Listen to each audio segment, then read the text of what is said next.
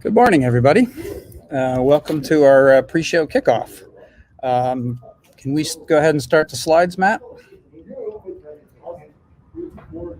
Okay. I'm Ron Therian, the Director of Programs for First Chesapeake. And so what we want to do is kind of bring you up to speed a little bit on how we see this FTC season playing out. Next slide. First, these kind of on the agenda here is first we're going to watch a message from our Executive Director, Leanne Bolin, and then I'll give you an update about the season, and then we're going to actually stream the First Headquarters kickoff right on this channel, so you won't have to jump off to go to First Headquarters to watch it. And then we'll close up and have an actual walkthrough of the actual field. So we actually have a field set up on here. And so with the field, we're going to we have a couple of actual students from a team that are actually going to walk through and kind of show you things. You can ask questions and they'll be able to answer them. So next slide.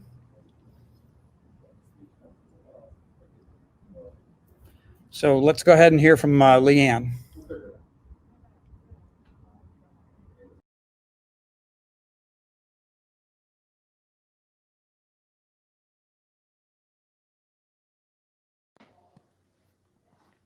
Well, we're finally here. Welcome to the 2020-2021 FTC Challenge Kickoff.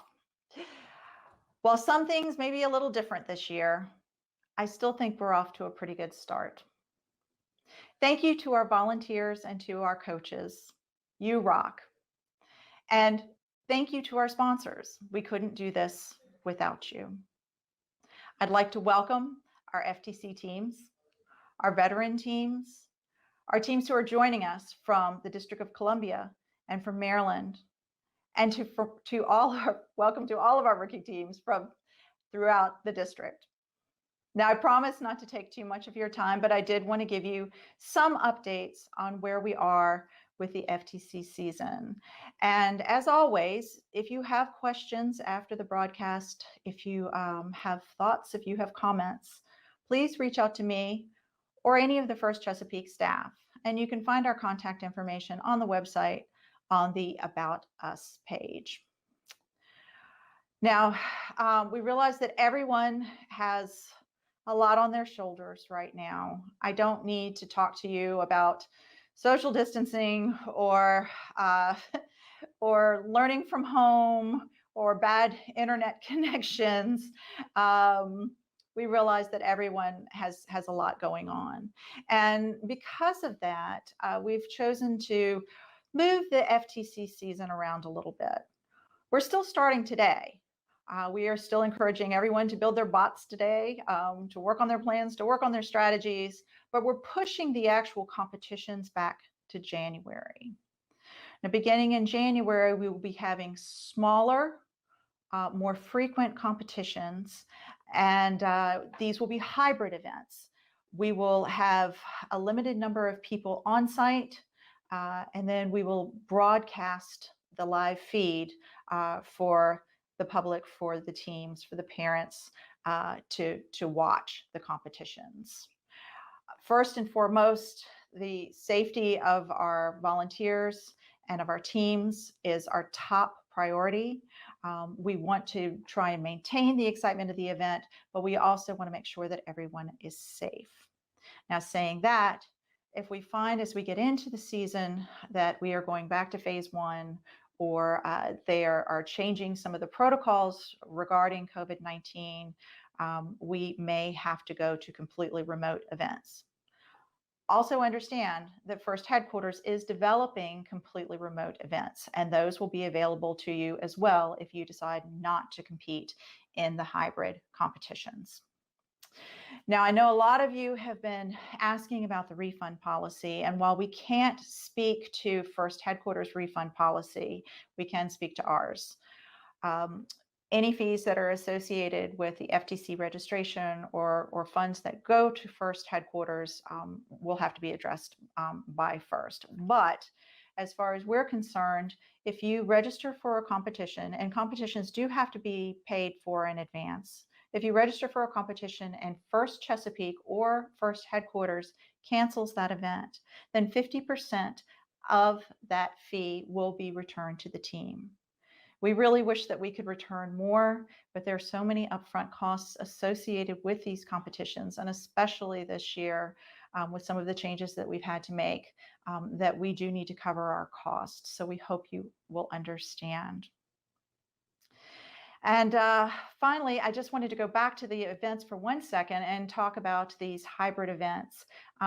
We do want these to be in-person events, but we are going to try and limit them to 50 people. That means the majority of our volunteer roles will be remote.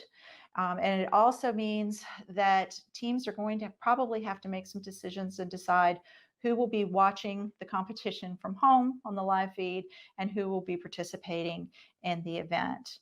Obviously, we are not going to be having any general public at that event. Again, our top priority is to keep everyone safe. Now, I know that you didn't tune in to listen to me, but before I go, I just want to say again how grateful we are for your support and for your partnership. Now let's go bots.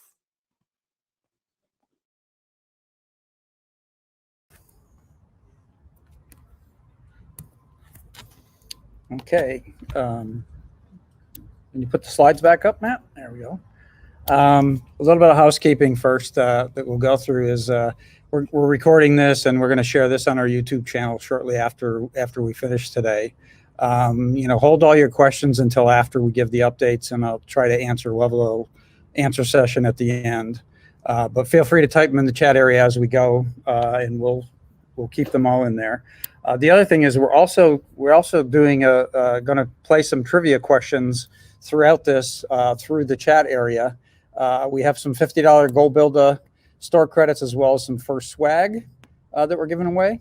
Next slide. And here's how it's basically going to work is Sarah, our senior volunteer coordinator person, is actually going to be monitoring this in the background. She'll be putting out questions and so on. And so you'll converse with her if you win them. But the thing is she'll ask a question, whoever the first one is to answer it will actually get the win it. And I believe we're going to do the GoBuilda store credits first, and then we'll move on to some of the swag. The big thing on there, just remember, is, any given team cannot win more than one of the store credits. Next slide. Okay, and then basically the rest of this is going to be, we're going to talk about what are our plans for the season, specifically focusing on the hybrid event part of it. And then, after that, we'll talk about some of the new things that are coming out this season and some of the plans that we have going on into it as things change. Next slide. Okay, and I mean, the competition options have been right along is traditional in-person events, hybrid events, remote events. Next slide. And obviously, with all that's going on, we pretty much are not going to even have traditional events as an option. Okay, next slide. And the remote event thing is something we're trying not to do. And as Leanne stated, I mean, if things get bad, and go back to phase one, where everything gets shut down again, we'll, reevaluate this, but we'll have this option ready to go regardless. Next slide. But the big thing we're focusing on is these hybrid events. And so, smaller groups of teams at a time so we can control it, the social distancing, all the health and safety issues that go with it. And most of the volunteering will be remote, even though we'll have to have some on-site things. And we'll have a remote award ceremony after the competition actually ends. And we'll talk a little bit more about how we see a competition kind of going through for the 50-person event after this. The big thing to point out is, when we're trying to lay these out, we know we can't go into schools. We know we have to go to more commercial venue kind of situations. So it's going to increase our costs of having these events. So what we want to do is, we're going to end up with fewer venues, but so a particular venue will end up having, multiple events at the same location. Next slide. And then the other thing is that part of the hybrid model really says that all the judging will occur remotely, and that's both for the event and the Dean's List judging. We're also going to send close the borders this year, so there won't be any teams from other states that are coming in. And basically, the thing there is most of the boarding states, like Pennsylvania, some of the teams have competed there. They have closed borders this year as well. The last point on here is this home area registration preference, and I get a lot of questions from teams about, well, we know we're not going to be able to travel far and so on. So I'll show you in a minute where we're trying to lay out venues, but the whole point is to keep you close to home so that if you want to, we'll make sure you get into a home area registration or a home area event. If you do want to travel, we're not going to prevent you from doing it. So it'll kind of be open, and we'll talk a little bit more about that when registration comes out. But next slide. And so the big thing here is we're looking to get into places where we have some flexibility. So as conditions go up and down, we're focusing on the 50 because we're thinking that's what it's probably going to be and be the safest thing to do. But we can do it from anywhere from 10 people at an event all the way, going up from there. If it went to 100, so we want to have a venue that could handle that. We have a modified consent release form that we put out there. I get a lot of questions about this also. So teams that are meeting, ask about, well, does the First Chesapeake consent release cover us also? And the answer to that is no. Like First Headquarters has a consent release, which doesn't cover First Chesapeake, and First Chesapeake doesn't cover individual teams or community organizations that with it. So if you're interested, you can look at First Chesapeake's and take pieces out of there and create your own consent release if that's a concern of yours. And then the other thing on the bottom here, it has to do with following the safe practices and safety policies. I mean, it's one thing to put the policies in place. It's another one to make sure everybody follows them. When we've sent out surveys, 90% of the concerns coming back are, we're willing to follow the safe practices, but if somebody else doesn't, what do we do? And so we're actually going to have this set up so that, you come in the door, there's going to be a questionnaire that somebody's going to ask you. They're going to take your temperature, and you're going to have to wear a mask, the whole thing. Whatever the current conditions are, that the local guidance gives us, we're going to follow that as well. But if one team member, refuses to follow that advice, the entire team will be asked to leave and not be able to compete. So, we're taking this seriously, and I mean, because it is health and safety. So I guess we're hoping that everybody else is going to take it seriously also. Next slide. So what I did was I actually took all of our teams, and this is all the teams in all three states, in the dots, and I did this so that the circles that are on that map are 100-mile radius circles. The bulk of the teams that are in those circles are within 60 miles of that location. If you look at it today, we're actually broadcasting from USRA in Columbia, Maryland, and that's where that most northern dot is actually located. And I guess I'd like to thank USRA for allowing us to use the facility today. But we're actually in the process of trying to finalize everything so that we'll be able to hold regular events here as well. But with that, the colored dots are which one of those clusters your team belongs to. And you can see that there's a couple of circles.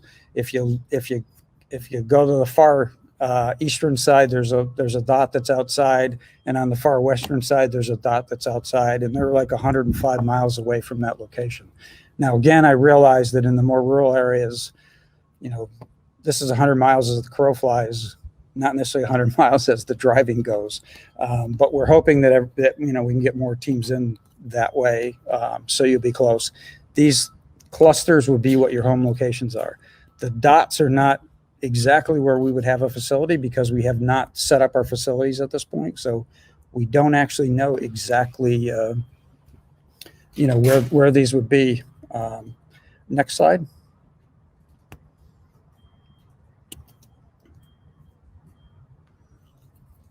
Oop. Okay, so this one here gives a little bit more detail about some of the stuff that we're talking about here. And I kind of put the circle around the 50-person hybrid thing. So the goal is in that 50-person hybrid one, most of the volunteer functions would all be remote. All the judging would be remote. We would bring in 8 teams at a time and have you play in 2-team alliances and basically bring in with 40 teams being in the competition, we bring in 8 at a time. Those people would leave, we'd clean up. 8 more would come in, they'd leave, we'd clean up, and so on. The goal would be in order for us to clean up quickly, I guess, is we're going to have spaces laid out for pits, but you're going to have to bring everything for your, that you need in your pits with you.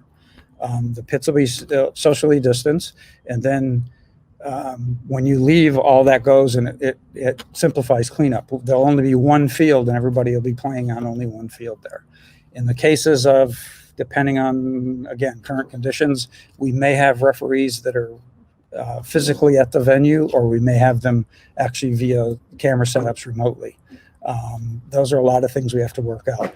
With all of this, one of our I guess concerns is, if you're limiting how many students you can bring into an event, what do you do with the rest of the team? So we're working on a few things along those lines. One of them is actually we're going to have a virtual stands, and we're going to set up screens, and so the rest of your team will be able to go actually sit in the stands. And we're working on trying to get that sound so that you can actually hear them.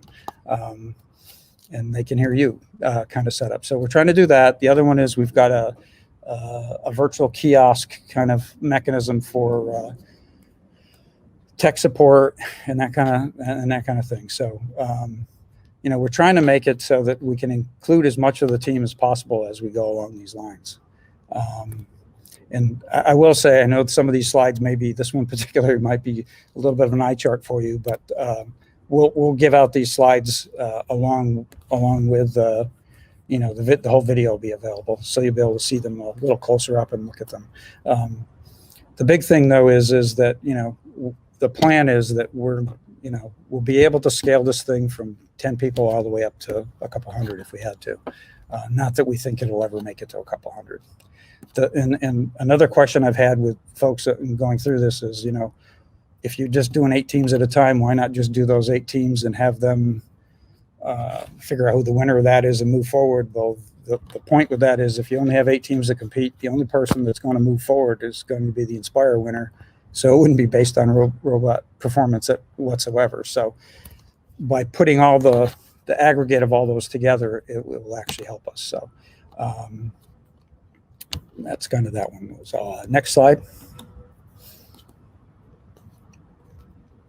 Some other things that we've got that we're planning coming up is we're going to have 4 team scrimmages with 4 teams in them. We're planning that for October 24th. One will be in Columbia, Maryland. The other will be in Richmond, Virginia. And we'll send out registration details, but that'll go out to mentor 1 and 2 for your team. But in essence, if you think that you're going to be able to have a robot built in order to be able to come and try to compete, you'll be able to sign up, and it'll be a lottery system. So, the lottery will select the 4 participants, and then we'll have a couple of waitlist teams, because I'm afraid that if someone gets close and they decide that, oh, my robot's not going to be ready, we'll kind of go from there. So the other thing we'll do is we will stream them on Twitch, just like we're doing this, both scrimmages, and kind of jump back and forth on them. And we'll have referees that are be watching these events remotely and help do scoring and so on. Part of the reason for doing these is not only, I mean, to get teams going and get teams to be able to show off these robots they build quickly. But the other one is we want to gain some experience from a technical perspective of how we are going to do some of the things for the real events in the future. So kind of helps everybody get some of our volunteers involved, gets our technical people involved and teams involved. So hopefully we'll have a bunch of teams sign up when that comes out. Next slide. Okay, so we got some other Chesapeake chats that we've been talking about and kind of planning is once we get into this, we will actually start teaching everybody ahead of time so that you don't get to an event and just figure out how to use some of this stuff. So we want to actually go through the hybrid with these hybrid events and how we're going to do different things, and we'll have experts on site during the event, but we want to have some kind of mechanism where we create a help desk that's out there also that does this. So we'll have some chats going through some of that as we develop it further. The other one is we want to have the JAs on to talk about some of the changes that are going on that are going to be new this year. The engineering portfolio is probably the biggest thing that students will see. But there's also going to be they're going to have judge feedback this year. So you're going to be able to request to get feedback from the judges. But the biggest change that's in there is the remote hub piece. And I must say on the remote hub piece is that in looking at last year's, not everybody was registered in the system. And so in order to be able to use this remote hub from a mentor perspective, both mentor 1 and 2 have to be event ready. And event ready means you've signed a consent and release and you passed YPP screening before we can even add you to the remote hub. And then once you get added to the remote hub, you can add students in there, but only the students that are registered inside of First's dashboard. So it's going to put a little bit on there. I will say one thing about the remote hub is it's kind of a misnomer because it's almost like an event management piece. It's not special because of COVID. It's something they were working on. They put it in, and it's going to be in there going forward. And it's the same remote hub that FLL uses. So FLL and FTC are going to be using the same software as far as that goes.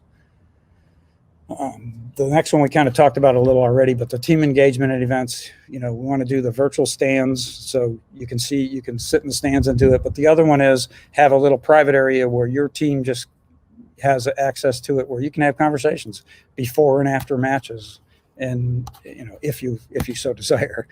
And then the other one is the remote CSA thing. The big thing this year with those venues are, in order to get everybody through, we're probably going to be running 3 events simultaneously, 3 different locations. And so, the beauty of the virtual world is these CSAs, also a way to get some of our inspectors involved in tech support and that kind of thing. Is we'll have a panel of them that wants to do support, and you'll be able to walk over to a kiosk, which will be a tablet.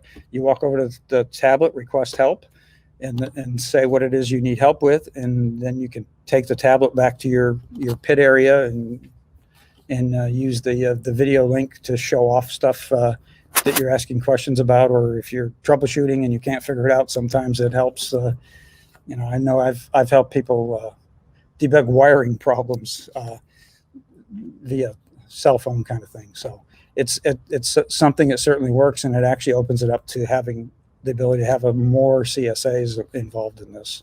And then we want to do some workshops for teams and suppliers and so on. And we've been getting a lot of requests about different kinds of workshops some people are interested in. So that's stuff that we're kind of working on. It'll be coming out soon. But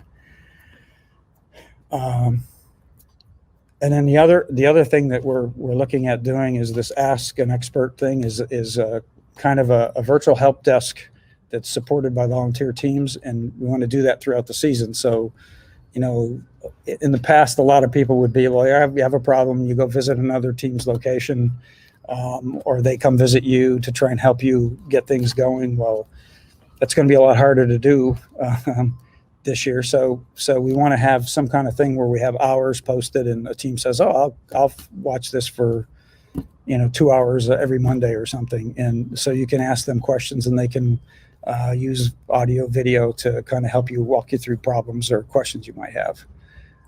The next one on there is we're actually working on developing an escape room based on the game rules, so that people can actually learn what the usually you have your more experienced students, they read the manual, they figure out the game rules really well, but some of the newer people, it takes them a little more. So we wanted to do an escape room based on that, so it'll ask them, the way you get out of the room is actually know the rules, the game rules. We've already got a start on some of that. Our referees will actually participate in that as they absorb the manual after today, because they haven't seen it yet either. Then they'll help us kind of tweak that escape room thing, and then we'll get it out there, and people can kind of play it. The last one on here is we have a FTC team advisory committee that we're starting up. We have a bunch of people that have applied to it already, but I would encourage more of you to apply if you're interested. We're trying to make sure of a couple things. We want to make sure that it reflects all of the teams that we have. So ones that are in the more rural areas, the ones that are in the city areas, the ones that are in private schools, public schools, community-based teams. Everybody has slightly different things that they have, to offer as far as tweaking how we operate, and that's basically what this is about. And so I would say, if you have an inkling you want to do it, it's like a once a month thing for an hour that you'd participate in it, and maybe have to put a little bit more time than that into it, but not a lot, unless something actually drastic comes up and we need your help. That would be it. Next slide. Okay, I already talked about some of this, but the new remote hub requirements. The big thing is the YPP and the consent release for Mentor 1 and 2. And also the same thing goes for any of the volunteers that get moved over into that hub. And by volunteers, it's basically, for our purposes, because we're running hybrid, it's all the judging volunteers. So they need to have signed the consent release and the YPP before we can actually enter them into that system. And I do know, that some places ran with walk-ins and such, and it's not an option with this new system. So you have to be in VMS and in the volunteer management system, and actually have gone through this process in order for us to add you in as a judge or judge assistant or any of those functions. The other one in there is that about the students, they have to kind of have the same thing, and then all your judging material will be submitted via that hub. So your engineering portfolio and so on. The other one is for because of the way this works. In the past, they've always would watch a few matches for robot performance for those awards. This year, they're going to actually have you do videos proving that, you say, oh, my robot does this, this, and this in autonomous. They want to see that it can actually do that. So you have the opportunity to submit those videos in there. So the whole judging process will be totally independent of the rest of the event. And it will occur. Obviously, we're not going to have them interview you while your team's out competing, because with only eight teams competing in a very short period of time, you're going to be playing an awful lot in there. So we're trying to deal with that. And then the other issue is that I'm sure is if you're playing pretty much back-to-back matches or close to it, batteries become an issue. So that's something we're going to have to deal with as well. At least figure out. The big thing on here is the season. We're looking at mid-January to mid-April. That's mainly because if we go in commercial places, we would look to rent for that 3-month period.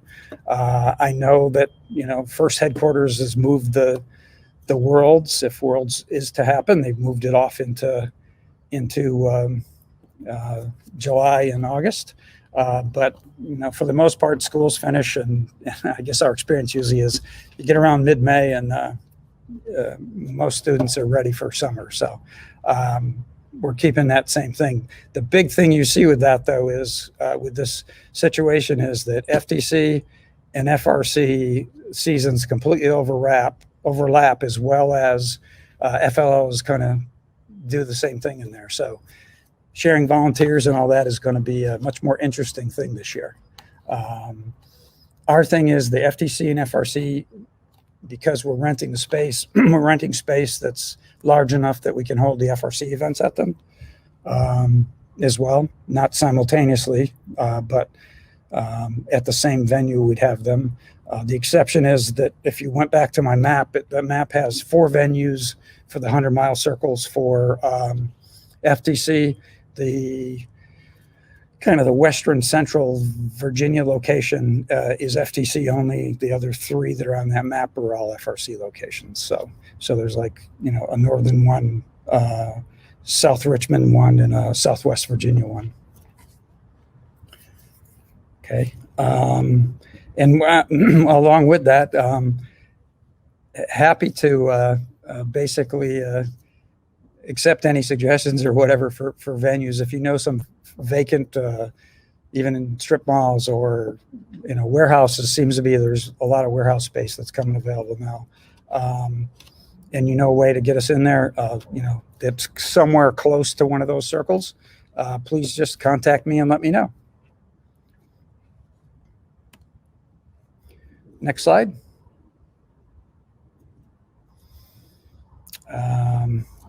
Do we want to put one of the trivia pictures on the screen?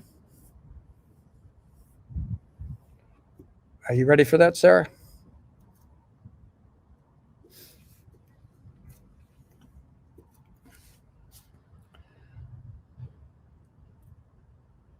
Okay, so this is the question is what season was that?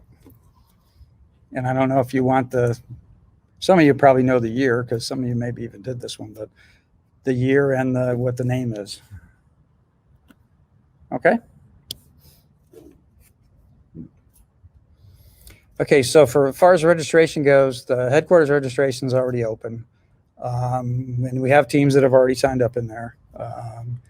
And we're about where we normally are, which is not nowhere near where we would like to be. We obviously, based on our registrations, is how we're going to figure out exactly where we're going to place those events. Because if there's no, if all the teams in an area drop out, we may not have to put a venue there. So, and Leanne already talked about the 50% refund if we cancel, but we're going to be sending out our own invoices. They're going to be the same as we've always charged. We get two qualifiers for $300, and we're going to send them out on the 21st of this month, and they're due. And so basically, we do not allow event registration or assignment to a venue or to an event unless you've received payment. So that's basically, if you haven't paid, you can't go in and do your preferences. So the first preference date is going to be on the 9th. So it'll be open from the 9th to the 13th.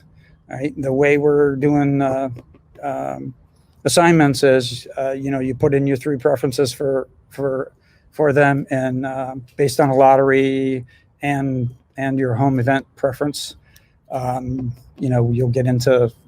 assign you to those events. So we'll do that. We'll assign you the events on the 15th, so everybody will know who's in what event. At that point, we'll publish that, and then on the 16th to the 20th, we'll open it back up, and then on the 23rd, we'll let everybody know what those are.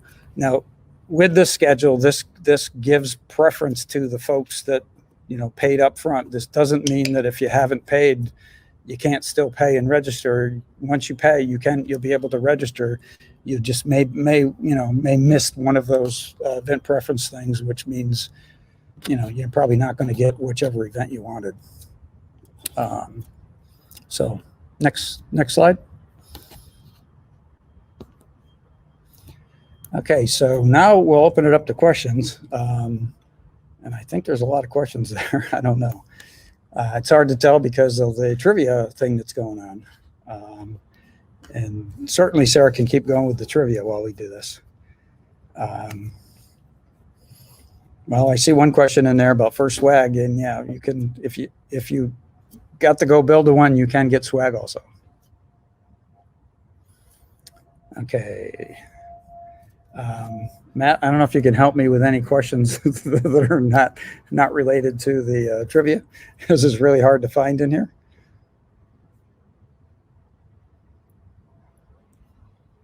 Okay, I see things in here like our school has not confirmed whether or not we can compete this year, sadly, and I do, that's a case that quite a few of us, quite a few schools that have voiced with me. You obviously have to follow the rules of that school. You can't, if you're associated with a school, you have to follow the rules of that school.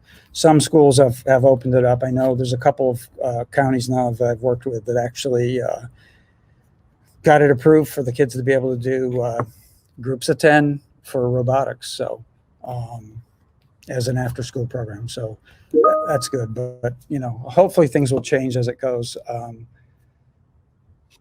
That's the reason we moved the season off, because we're hoping that, if things kind of loosened up towards, a little later in the year here, you guys will be able to actually get in and actually build a robot.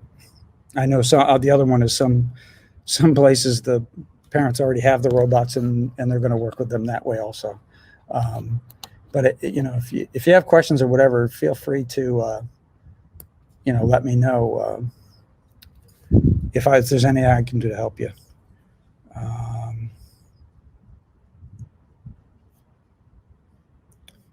Okay. I don't know. Does anybody find anything else in there that you guys have for questions?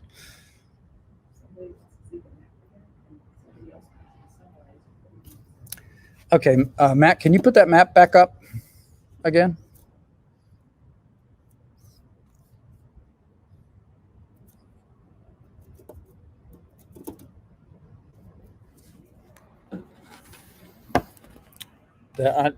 Yeah, there we go. There we go. How about if you make that map the whole screen and take me off for a sec? There. What was the other question that went with that? Somebody asked for a summary, but you have posted that you're sharing slides. Just remind me. Yeah. We will post the slides. I'll actually send put the slides online. We'll have a link to it on our website out there, as well as a link to the YouTube streaming of this part of it. Hopefully you can see the numbers, so that where the red circle is inside of there, that's the number of teams that fell into that cluster. Of the 4 clusters that are there. So those are the kind of the locations. There you go. So 200 teams out of that one within a 100-mile radius. And notice that, the bulk of those teams are actually within a 60-mile radius. The way this clustering software worked, actually, it's a program that I wrote that did this, but it actually picks a dot closest to that serves the most number of teams within that circle. So the 200 there, and then you can see the 35 off on the side at Harrisonburg, out by JMU, out in that area, just north of there. That dot is actually. And then if Matt, if you can scroll down, they can see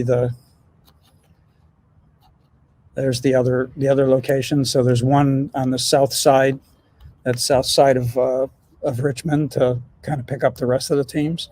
And one of the things you'll notice there is you can see above that area, the dots, there's some of those are green, and some of the red ones that are there, they actually fall within that one there. They fall within 3 circles.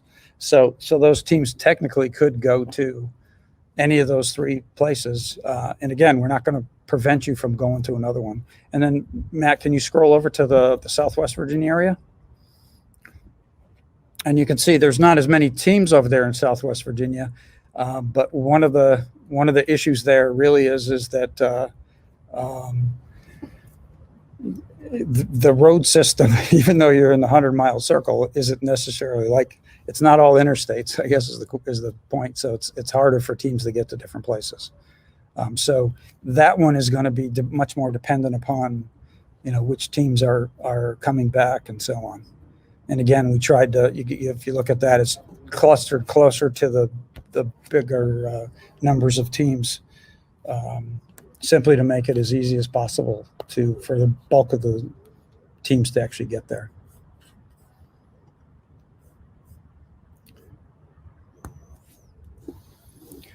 Okay. I'm told there was some question about the COVID release forms.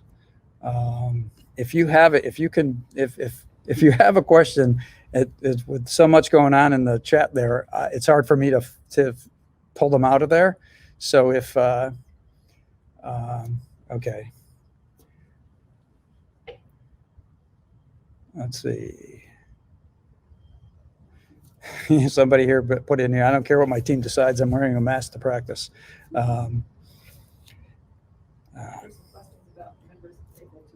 Yeah. So, yeah. So for the 50, we're limited to the 50, and if we limit it to that 50, it's going to be, half of your team is going to be, or 3/4 or 2/3 of your team is going to be watching remotely. So it'd be, again, depending on if we can go past the 50 based on current requirements, maybe we can go past that by a little bit. I know there's some areas right now, I mean, the bulk are probably at the 50 anyway, but some areas are actually up to 100 in there. So that's going to vary. So the number of teams, and I think, Matt, if you can put up the one pager chart again, I can kind of answer it a little better. Michelle really wants to know if there's only going to be one venue in each circle.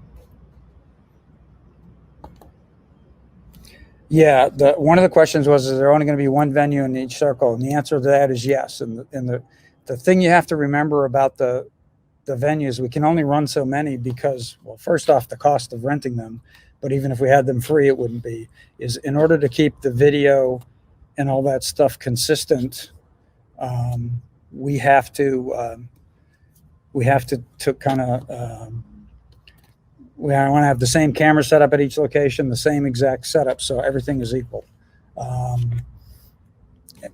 and be able to bring your teammates in and all that stuff. There are questions about when the video is going to be released. Now, we're actually going to play the video on this same feed. So at noontime, we're going to switch over to the first headquarter one. They'll play all the videos. We're going to come back and do a field walkthrough and probably play the game animation for everybody again. But you don't have to go anywhere to be able to watch it. You're going to be able to watch it right on here.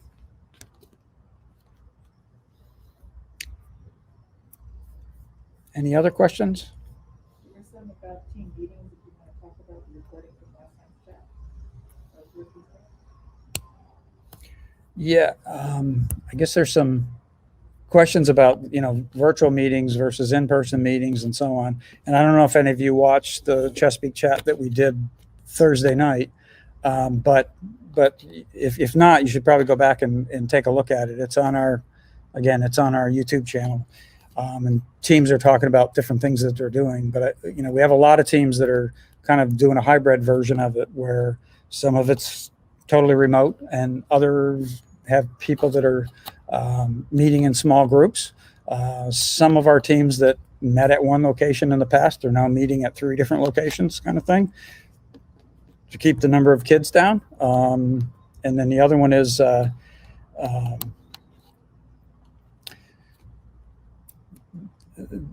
other one is moving gear between those houses and that kind of thing. I know some people are actually, in order to make it, they're meeting actually outside, so they're parts and robot and all that are in somebody's garage. They're actually working on it in their driveway.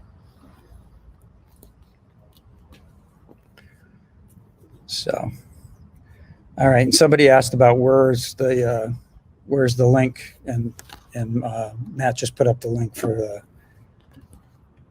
it, and it should all be out there. Any other questions? Did you find any others, Rose? Just so all you guys know, we actually have Rose and Prasad who are helping this year on FTC. They're sitting here distanced away from me, but talking. Okay. First online is sharing that they're doing an open discussion tonight. So there was some confusion about sharing that. I think it got straightened out. Yeah, it did. I see that. Yeah. Okay, there's a question on there. Is there going to be a state championship? So at the moment, we're planning on having a championship, but it would be actually split into two groups. And again, based on the distance people have to travel, because of travel restrictions, we'd have kind of a northern one and a southern one. And then based on team populations, the number of teams that fed into each one of those locations would depend on who would move forward to go to Worlds.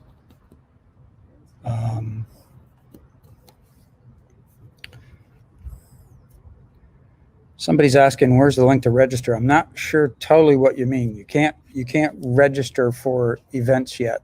If that's what you're asking for, our events, that is not open yet. I had that on that other slide where it's going to open. See the one about getting a refund? I do not. If the team registers, but the school won't let them meet, will there be a refund? So the team registration fees. And I don't know if that means first or second. Yeah. So if you somebody asked the question about if I register and then the school won't allow me to compete, do I get a refund? First off, I know you won't get a refund from your $275 from First Headquarters, and I mean, basically you have to pay both of those registration fees in order for us to be able to register you for an event. Anything past that 50% is something we'd have to take on a case-by-case basis. And that would be like in the case of the school not doing it, we'd have to have a conversation with the school and so on about some of that stuff. As far as the refund goes. And I do feel for everyone that has to deal with the whole school issue right now. I mean, we're hoping that that's going to free up a little bit, but we are actually getting requests, and I'll just let you guys know I have slightly over 20 rookie teams potentially coming on this year, that are just because parents and such are looking for things to keep students engaged, and other than this total virtual thing you're doing for school online. Anything else? People want to make sure they get notified about the October 24th, even if they're not registered. I guess you'll be sending that out again later. Yes. So as far as anybody any team that competed last year, and I say that from Virginia, DC, or Maryland perspective, anybody that was a registered team last year will get notifications of every one of these things going out. So once we get the registration link opened up, we'll send you the registration link. The thing to keep in mind with registration is I know it's slightly different than in Maryland. I know that he ran it so that you guys first come, first served. And instead of doing first come, first serve, we're going to do the lottery thing. And the lottery thing will also take into account one other thing, and that is that if you have sister teams, we'll know about the sister teams anyway. As long as the team has the same lead mentor on it, mentor one or two, we'll match those up and that's how we'll try to give preference to sister teams if that's what if you both apply for the same event, because we know that, travel and getting stuff there, so a lot of times is important. So that'll be taken into account, along with that as part of the lottery system. But we just wanted to kind of spread it out so that everybody doesn't have to jump on and register, at the same time and as quickly as possible. Question about how do you do outreach? Again, I would mention that before you put the other night. And then we can do some follow-up. Okay. I guess there's a question out there about doing outreach and that kind of thing. I mean, exactly what parts of that you're talking about. If you watch there was some conversation we did about that on the chat also, and I'd encourage you to go watch that on YouTube for it. But at the same time, I mean, I think it kind of has two things to it, right? Is, contacting sponsors, how you keep in touch with your sponsors and keeping your sponsors engaged, and, let them know the kind of things you're doing, as well as, I mean, most of the outreach right now tends to be virtual. And I'm not sure what else that you can do. I mean, I know team recruiting is one of the things, but some of the schools are actually having their clubs where they normally had did recruiting in person, after school in the gym or something. They're actually doing that same kind of stuff online. So I think you trying to get new students is one of the biggest concerns. I've had a couple teams say, hey, unless I can get more team members, I've got one person, the rest of them graduated. So those are some of the situations that we have to deal with. I don't know. Is there anything else you want to add, Rose? Or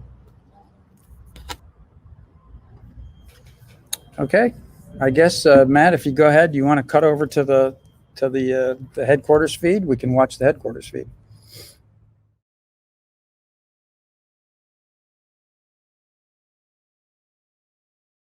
Hey, First Tech Challenge. What a year it's been since last year's live game reveal. Last September, we unveiled Skystone at the Qualcomm World Headquarters in San Diego, California. And this year, we're thrilled to have Qualcomm back as the sponsor of Ultimate Goal. Thanks, Qualcomm. Why do so many First Tech Challenge sponsors stay with us year after year? They see the fun, excitement, and impact this program has on, well, you. And they want more and more folks like you participating so we can continue to change the future together. This year has been different for sure. The situation we're all in has forced changes in just about everything we do. But it's also highlighted how amazing our community is and how well you have adapted. When all this started, First teams didn't sit back. Many jumped into action to help any way they could.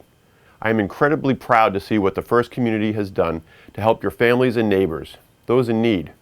It underscores what all of us in First are trying to do. Thank you. So where are we today? Our team continues to leverage the innovative spirit of First. In the spring, we realized social distancing rules might continue into the fall as we launch the Ultimate Goal season.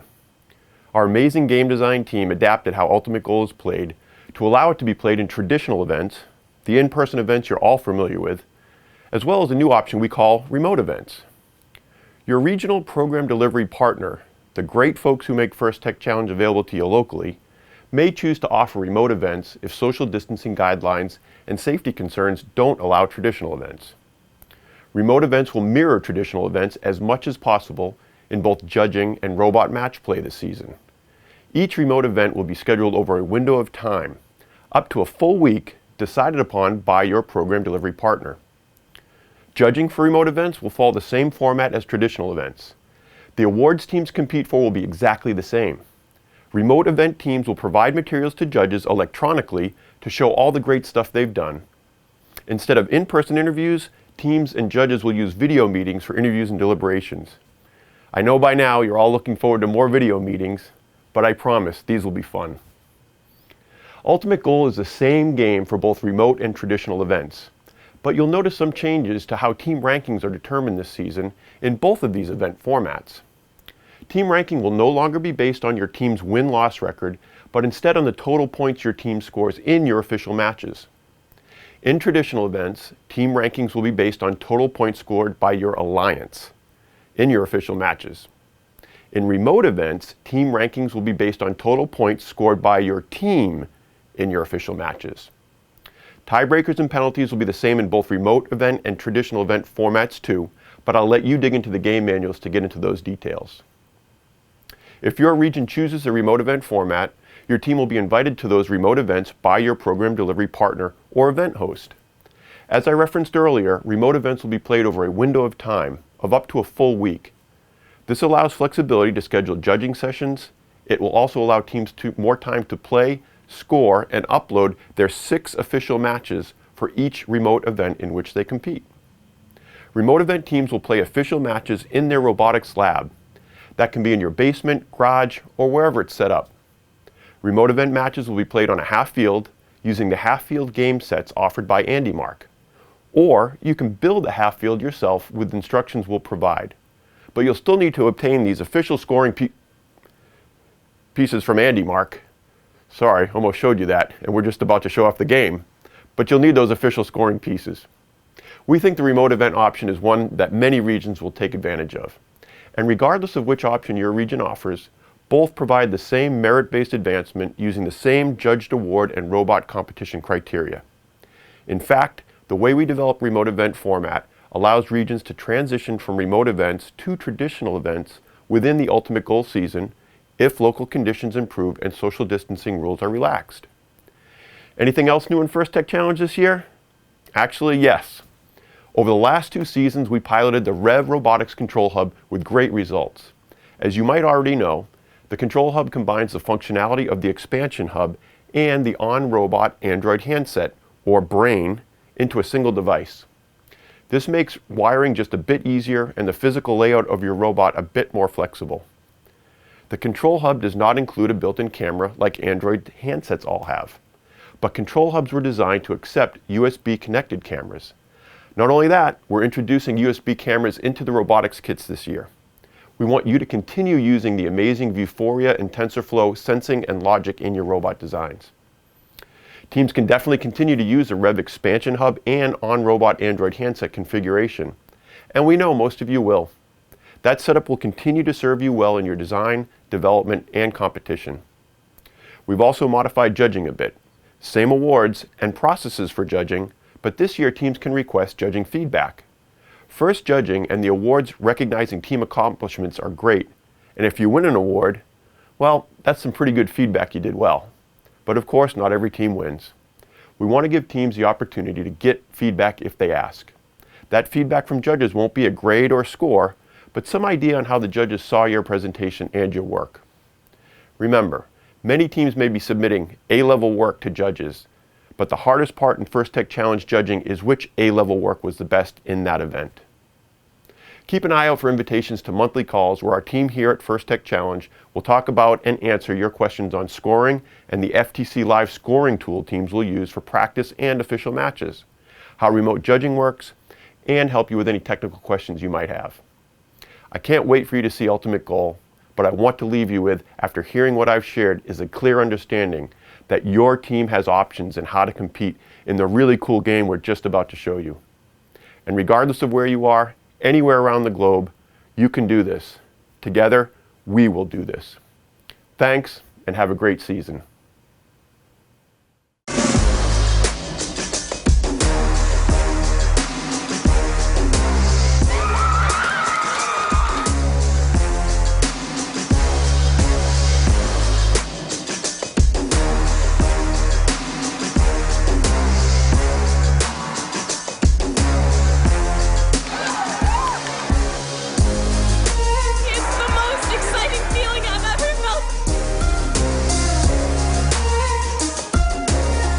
Alumni means that I have an entire world of connections.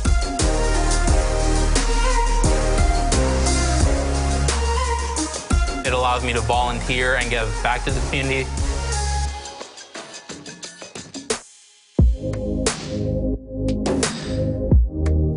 I think FIRST can really prepare you to solve any number of the world's big problems. The skills that you're going to be learning can completely change the future.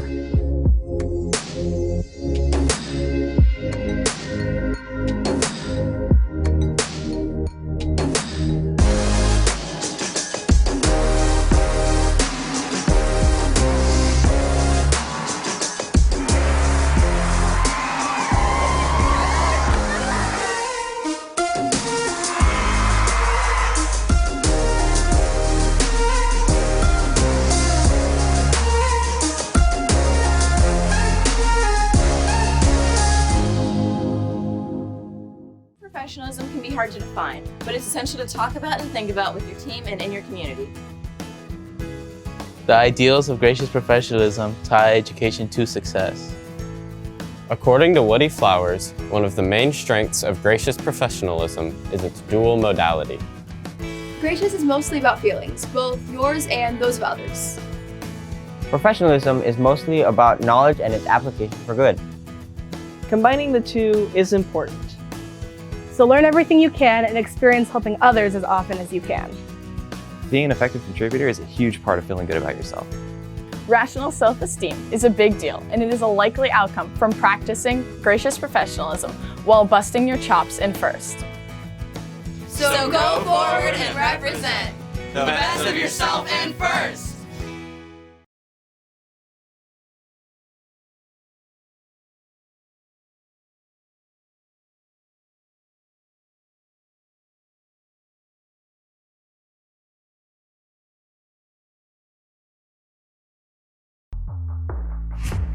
For centuries, sports have played an integral part of our culture.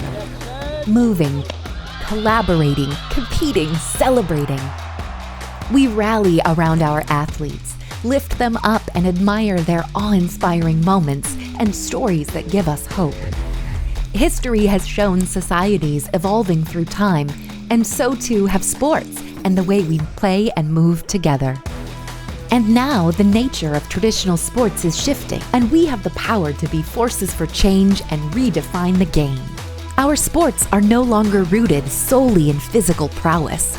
We must use our minds, our creativity, imagination, and critical thinking as much as we use our muscles.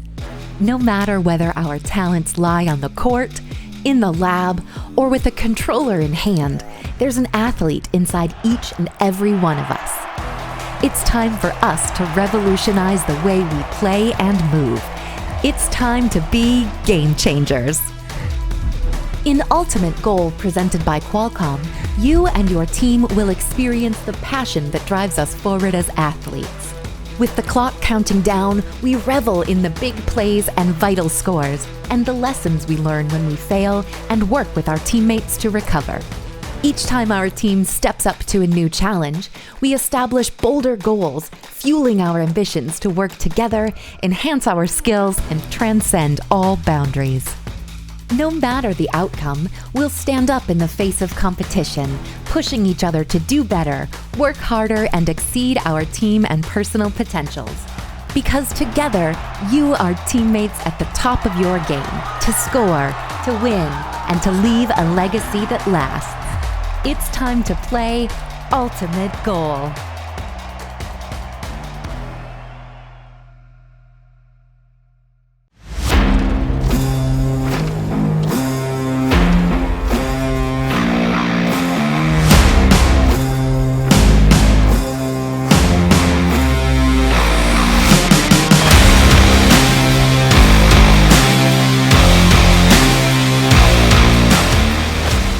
Welcome to the First Tech Challenge 2020-2021 season game, Ultimate Goal, presented by Qualcomm. Part of the first Game Changers season, powered by Star Wars Force for Change. A team consists of up to 2 driver operators, a coach, a human player, and a robot. The robot must be built from materials specified in the game manual and fit within an 18-inch sizing tool, but may expand after the match begins. Each match is played with 4 randomly selected teams, 2 per alliance. Each alliance is allowed only 1 human player. Your opponents for one match may be your partners for another.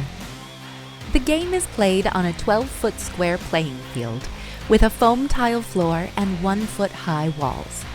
5 unique navigation images are located around the field perimeter. At one end are 2 tower goals, each containing 3 alliance-specific goals with return racks. Between the 2 tower goals are 3 red and 3 blue power shot targets. There are 2 red and 2 blue taped start lines, and 3 red and 3 blue target zone goals. Red and blue tape squares indicate starter stack locations, and a white launch line divides the field. Outside of the field walls are the 2 Alliance stations and 2 human player stations. The primary game element is a ring, approximately 5 inches in diameter and 3/4 of an inch thick. A match is played with 20 rings.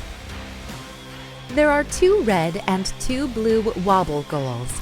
These can have rings scored onto them and can be moved for additional scoring. Before each match, teams place their robots on the field, touching the front wall and over one of their alliance's starting lines. Each robot must be touching or be in possession of a wobble goal. A robot may possess or touch up to 3 rings. After the robots are in position, field personnel will randomize the starter stacks into one of 3 configurations. This determines which target zone goal is active in the autonomous period. 0, 1, or 4 rings correspond to target zone goals A, B, or C, respectively. Unused rings are stored in the human player stations to be deployed to the field at the start of the driver-controlled period. The players and field are ready. Each match begins with a 30-second autonomous period. During this period, there are a number of ways for teams to score using only pre-programmed instructions and sensor inputs. Delivering a wobble goal to the correct target zone earns the Alliance 15 points. A robot parked over the launch line earns 5 points. Each ring launched or placed into the low goal earns 3 points.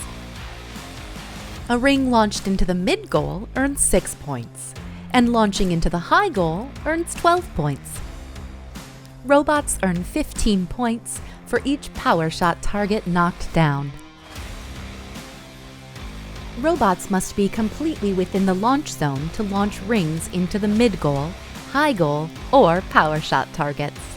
Following the autonomous period is the 2-minute driver-controlled period. During the driver-controlled period, human players are expected to return rings to the playing field, as well as reset power shot targets. Each ring launched or placed into the low goal earns 2 points. A ring launched into the mid goal earns 4 points. However, rings launched into the opposing alliance's goal earn points for their alliance. A ring launched into the high goal earns 6 points. The last 30 seconds of the driver-controlled period is the endgame. During this time, robots may continue scoring rings, but there are also ways to earn bonus points. Each knocked down power shot target earns 15 points. Returning a wobble goal to the start line earns 5 points. Each ring fully supported by the wobble goal earns 5 points. If a robot lifts a wobble goal over the front wall into the drop zone, its alliance earns 20 points. There are many ways to score in Ultimate Goal, but there are also rules that, if not followed, will deduct points from your alliance. For example, a robot may not block another for an extended period. A robot may not possess more than 3 rings at a time. A robot may not launch rings over the side or front perimeter walls. A robot may not intentionally tip another robot at any time. This has been a brief summary of the Ultimate Goal game. For complete rules, please read the entire game manual and check the Q&A forum. For more information on our remote season, including gameplay and field requirements, please make sure to visit our game and season webpage for the full library of remote event documentation. And always remember the most important rule of First Tech Challenge: gracious professionalism. Good luck, teams, and have a great season.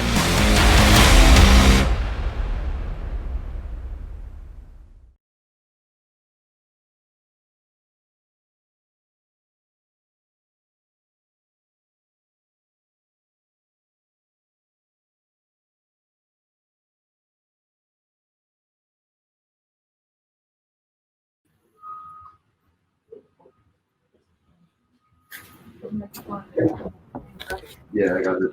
All right. Welcome back, everybody. I'm going to turn this off here. I can hear myself echoing. Okay, so we got some folks that are going to go over to the field there, and you'll be able to Actually, what's better? What ask orientation? questions if you want about the game pieces, and they'll kind of show them off and show you how stuff's put together. Yeah. Where? Well, no, I think the landscape is better. Landscape. Turn it. There we go.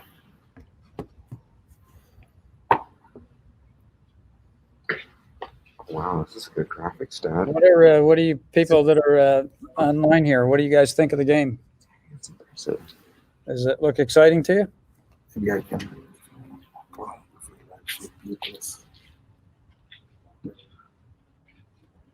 Okay, you guys see the questions?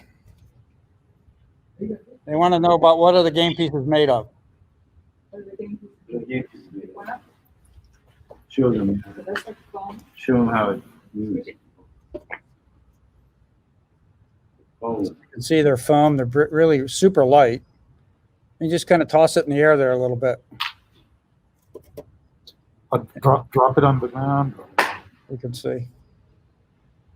And then show off one of the wobbly pieces just to Wobble. and talk about what it's made of. I think what it's made of and how heavy it is and that kind of thing.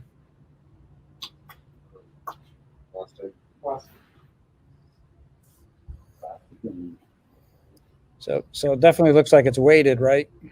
It's weighted on the bottom. Yeah. Show how it can tip inside.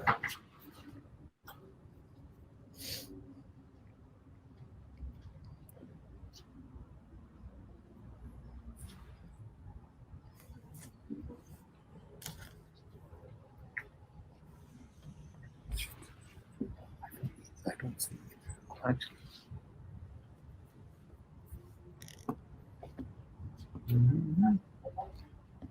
Yeah, just your questions, and thank you, Phil, for answering that question about the images.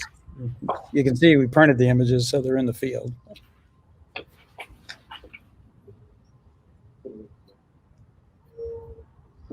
I think it's the chute, right? The chute.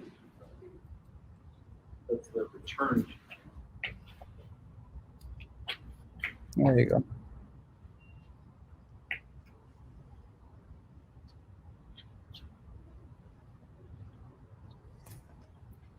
Isn't there?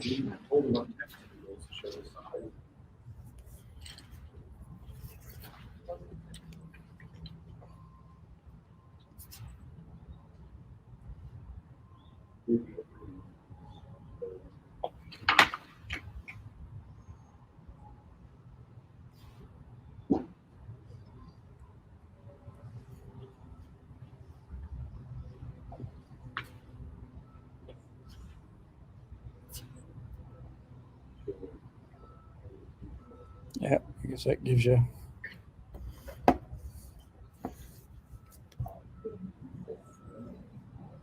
Okay, can you only score on the wobbly goals in the end game? And I guess what we'll do is we'll play the animation again, so you can kind of go through that all over again.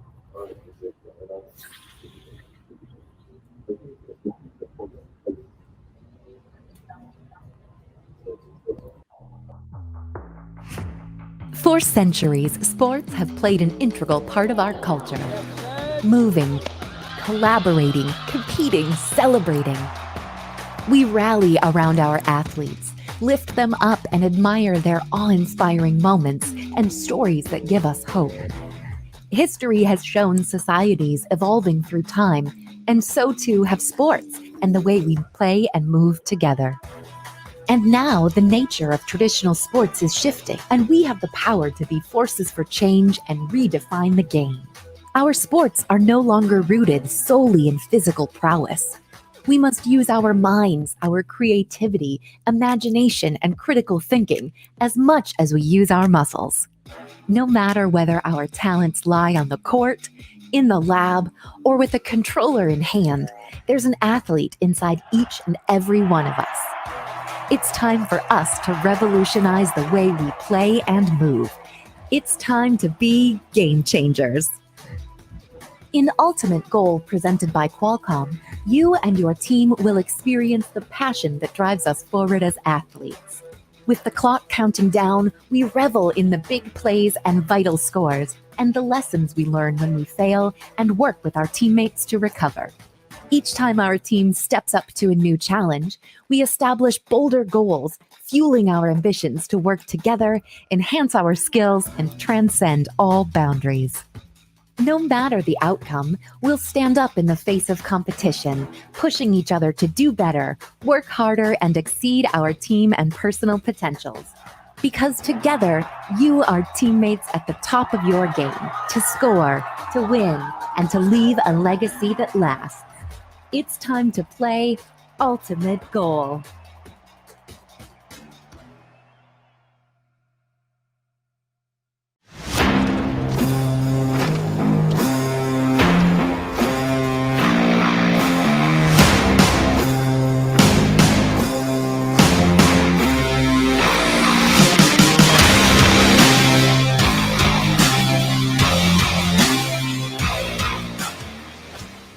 Welcome to the First Tech Challenge 2020-2021 season game, Ultimate Goal, presented by Qualcomm, part of the first Game Changers season, powered by Star Wars Force for Change. A team consists of up to 2 driver operators, a coach, a human player, and a robot. The robot must be built from materials specified in the game manual and fit within an 18-inch sizing tool, but may expand after the match begins. Each match is played with 4 randomly selected teams, 2 per alliance. Each alliance is allowed only 1 human player. Your opponents for one match may be your partners for another. The game is played on a 12-foot square playing field with a foam tile floor and 1-foot-high walls. 5 unique navigation images are located around the field perimeter. At one end are 2 tower goals, each containing 3 alliance-specific goals with return racks. Between the 2 tower goals are 3 red and 3 blue power shot targets. There are 2 red and 2 blue taped start lines, and 3 red and 3 blue target zone goals. Red and blue tape squares indicate starter stack locations, and a white launch line divides the field. Outside of the field walls are the 2 alliance stations and 2 human player stations. The primary game element is a ring, approximately 5 inches in diameter and 3/4 of an inch thick. A match is played with 20 rings. There are 2 red and 2 blue wobble goals. These can have rings scored onto them and can be moved for additional scoring. Before each match, teams place their robots on the field, touching the front wall and over one of their alliance's starting lines. Each robot must be touching or be in possession of a wobble goal. A robot may possess or touch up to 3 rings. After the robots are in position, field personnel will randomize the starter stacks into one of 3 configurations. This determines which target zone goal is active in the autonomous period. 0, 1, or 4 rings correspond to target zone goals A, B, or C, respectively. Unused rings are stored in the human player stations to be deployed to the field at the start of the driver-controlled period. The players and field are ready. Each match begins with a 30-second autonomous period. During this period, there are a number of ways for teams to score using only pre-programmed instructions and sensor inputs. Delivering a wobble goal to the correct target zone earns the alliance 15 points. A robot parked over the launch line earns 5 points. Each ring launched or placed into the low goal earns 3 points. A ring launched into the mid goal earns 6 points, and launching into the high goal earns 12 points. Robots earn 15 points for each power shot target knocked down. Robots must be completely within the launch zone to launch rings into the mid goal, high goal, or power shot targets. Following the autonomous period is the 2-minute driver-controlled period. During the driver-controlled period, human players are expected to return rings to the playing field, as well as reset power shot targets. Each ring launched or placed into the low goal earns 2 points. A ring launched into the mid goal earns 4 points. However, rings launched into the opposing alliance's goal earn points for their alliance.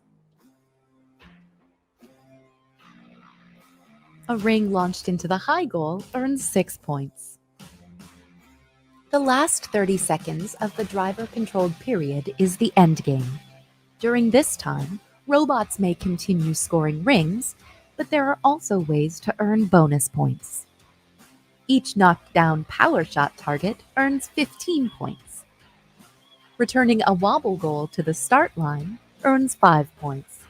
Each ring fully supported by the wobble goal earns 5 points. If a robot lifts a wobble goal over the front wall into the drop zone, its alliance earns 20 points. There are many ways to score in Ultimate Goal, but there are also rules that, if not followed, will deduct points from your alliance. For example, a robot may not block another for an extended period.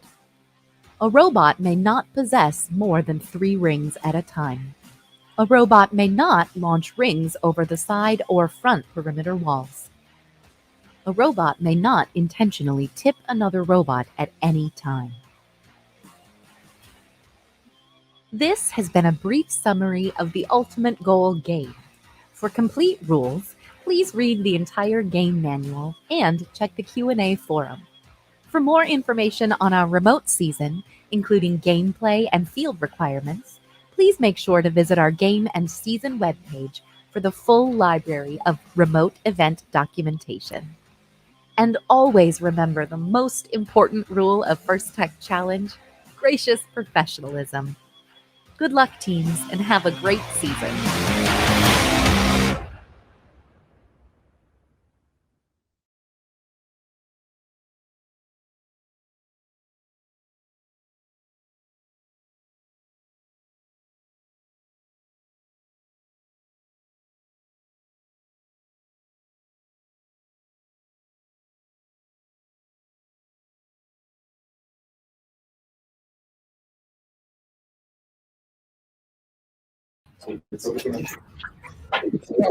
Welcome back. They're going to show you a few more things there, but I see a lot of the questions that are coming in that are, none of us know the rules any better than any of you at this point. So when the game manual comes out, is a better time to figure out exactly what these things are. All the rules are. So right now they're just trying to give you an idea of spaces and what their thoughts are, I guess, as far as firing stuff in.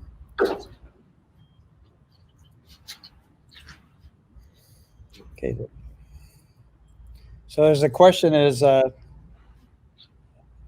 the rings slide on the tiles easily? Try sliding. So if you can see that. And what's the approximate weight of the wobble goals?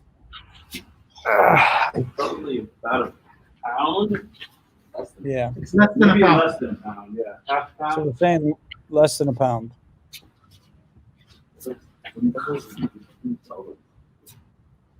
Try not to. But they're weighted on the bottom, so they stand up pretty well. Make me steady. You're making me dizzy. Can you guys just show them the wobble ones where you like tip it to the side and have it re-up itself? Show a wobble.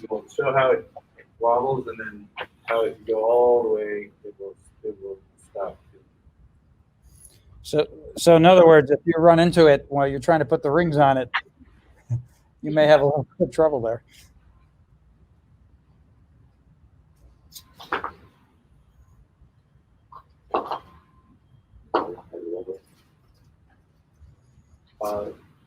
Try to scoot it too. Show if it scoots. Don't go with your fist or something. It doesn't scoot. When you push it, and you push it, slot, try to slide Push it, it'll tip. Yeah.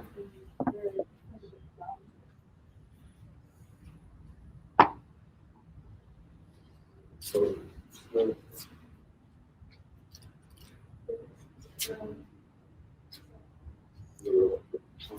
Look at, can somebody put a ruler on the heights of the scoring, the goals? And then how much force is necessary for the ring to knock back the power target before you can try throwing a few of them? We'll show the power target.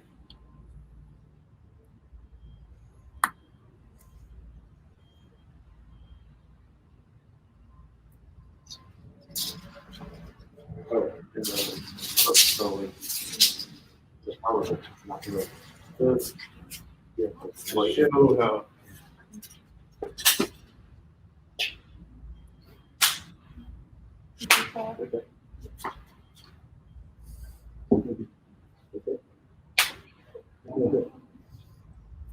There you go.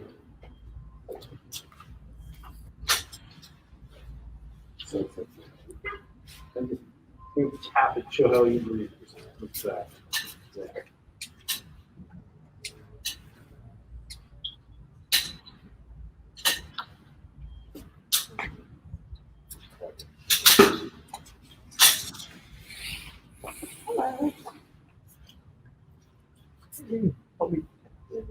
Okay. Rose, do you see that question? If the wobble ball is full of rings, how far does it tilt? When it's full of rings, how far will it tilt? Fill one up and swing.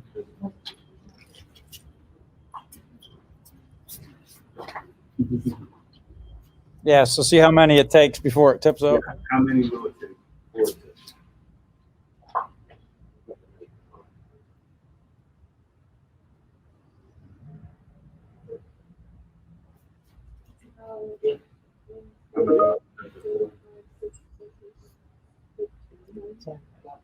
About 10 if you're lucky. If you're lucky. If you're lucky, like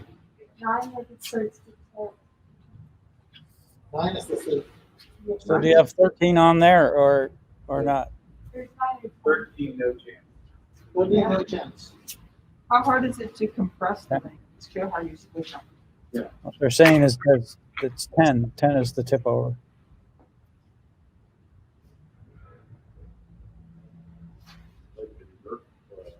You can see they squish pretty easily.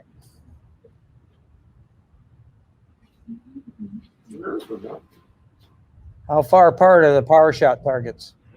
You showed it like you say.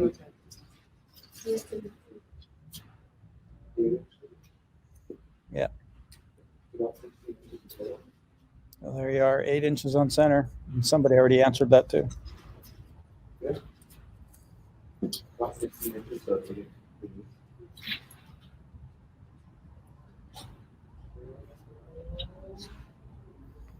Okay, I'm not sure that we know the answer to that. It doesn't seem like it would add points to your score simply because it wasn't in the animation that they did it. But if you already have rings on it, it might be interesting to know whether you can actually place it outside of there with rings on it. Force is needed. People want to know how much. It's the same question. How much force is needed? It's fairly easy. It's a tap. A tap, yeah. I don't have a way to make it a force meter. It's like it's a little.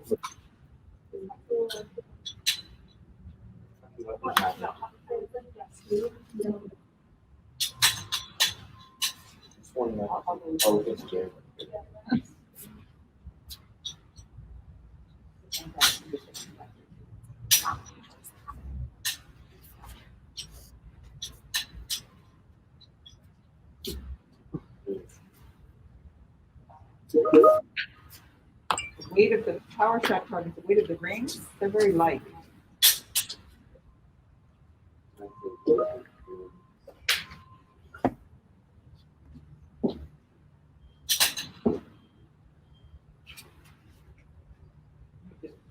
Aim a little higher, you're not showing the bottom.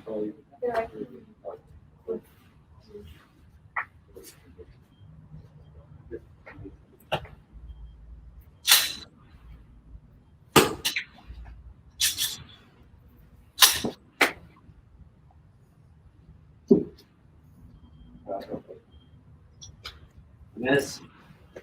Stop. Yeah.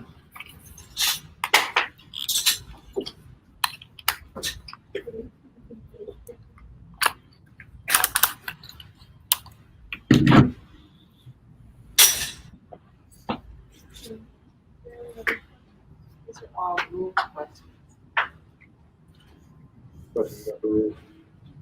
Read the manual.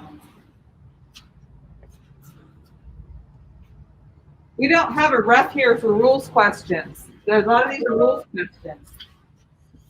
Yeah, and I mean, basically, the thing to remember on the rules is we don't we don't have the game manual here for somebody to interpret it yet either. So we're kind of at the same walk that you are as far as these lower level questions go. Do they hurt if they hit someone? No. No. Nope. Right? Because what do you think? It bounces off even on my There you go. Well, you can see it doesn't hurt anybody. It doesn't hurt. You miss. They have a super airy foam in them, so.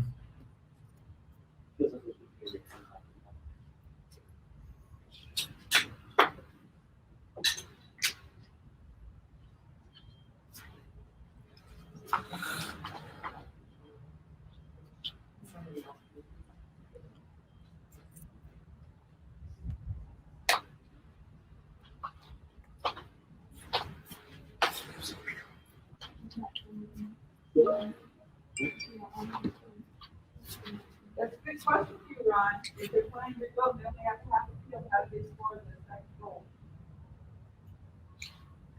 Yeah, you have to have it set up, right? Okay, yeah, how do you going to score in the middle goal? Yeah, I guess that's another question for in the manual too. I'm not totally sure what in the remote ones that are in there. Just keep in mind, our goal that we're trying to do this year is to try and not do any of the remote scoring stuff. That we'll do, the smaller events basically instead.